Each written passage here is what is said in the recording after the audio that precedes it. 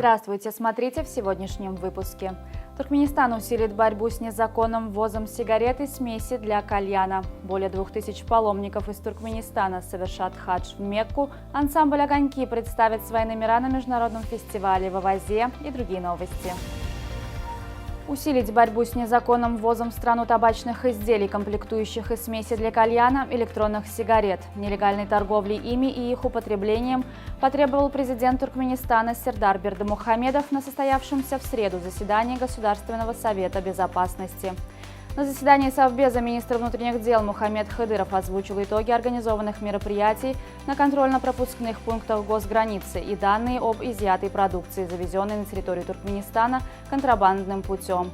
Как сообщалось, в отношении граждан, совершивших противоправные действия, применены соответствующие меры согласно национальному законодательству.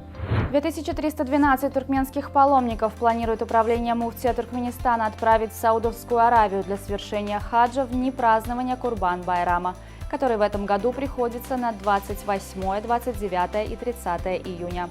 Представители 5 вилаятов и столицы Туркменистана осуществят хадж в Мекку и Медину, где выполнят обряды поклонения священной для мусульман Каабе и другие традиционные ритуалы. Для паломников туркменские авиалинии организуют чартерные рейсы в Саудовскую Аравию. Ансамбль русского танца «Огоньки» примет участие в ходе международного танцевального и фольклорного фестиваля «Аваза-2023», который пройдет в Туркменистане с 13 по 16 июня. Ансамбль покажет гостям и участникам фестиваля самые яркие номера, которые давно стали визитной карточкой коллектива. На отдых в Авазу прибыли 876 школьников со всего Туркменистана. 676 ребят из Ахалского, Балканского, Марийского вилаятов и города Ашхабада прибыли утренним поездом Ашхабад-Туркменбаши. Еще 200 прилетели из Дашогузского и Либабского вилаятов. Детям был оказан радушный прием со стороны администрации города Туркменбаши, этапа Аваза и детских оздоровительных центров. После организации мероприятий по размещению детей в Авазе во всех детских центрах прошли торжественные линейки и вечера отдыха. В октябре в Ашхабаде откроют Центр открытого образования на русском языке и обучения русскому языку. Отмечается, что центр будет работать на базе русского дома в Ашхабаде. Заведующий лабораторией Центра технологий Академии наук Туркменистана Мирет Худайбердыев получил патент на производство дынных чипсов от Государственной службы интеллектуальной собственности. Способ изготовления чипсов включает предварительную обработку дыни и сушку в 3 этапа. Среди жителей Японии вырос спрос на уроки улыбки. Повышенный интерес к необычным занятиям японцы объясняют тем, что за время пандемии они просто разучились улыбаться.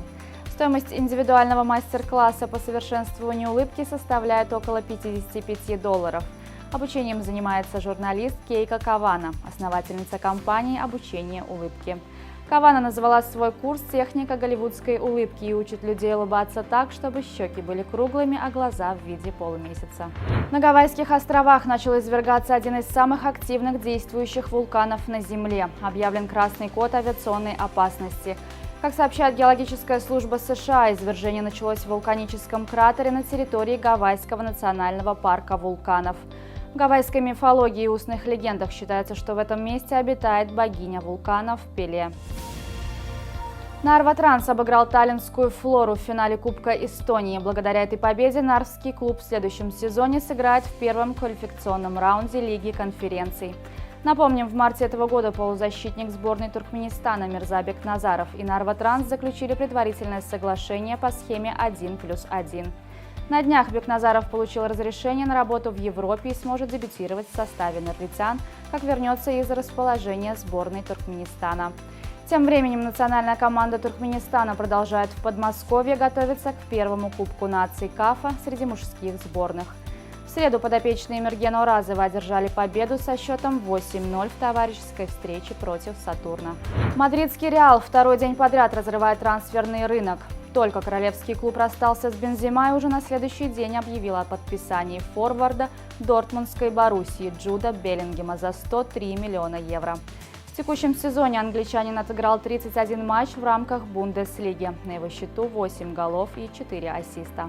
На сегодня это все. Желаю вам хорошего завершения дня. Увидимся завтра. И не забывайте, что Туркменпортал ваш самый надежный источник новостей.